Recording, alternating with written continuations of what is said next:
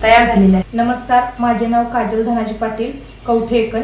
मी आज तुम्हाला द्राक्षापासून मोमोज कसे बनवायचे ते दाखवणार आहे। यासाठी साहित्य काय लागते ते आपण बघूया।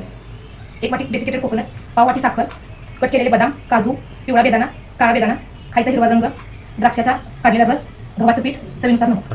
सर्वप्रथम द्राक्षाचा 1 वाटी रस गरम केलेल्या कढईमध्ये ओतून घेऊया। त्यामध्ये साखर घालूया।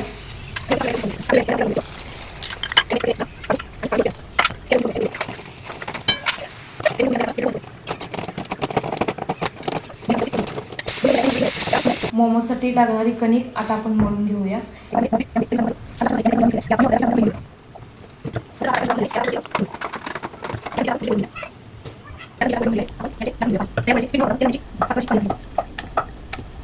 या तयार लाटलेल्या पारीमध्ये आपण हे सारण भरून घेऊया।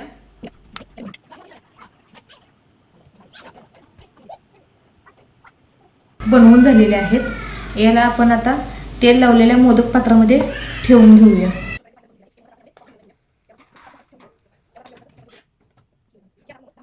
दहा मिनिटं आपण हे मोमोज वाफवून घेतलेले आहेत। आता आपण गॅस बंद करून घेऊया आणि मोमोज बाजूला काढून घेऊया। तयार झालेला आहे।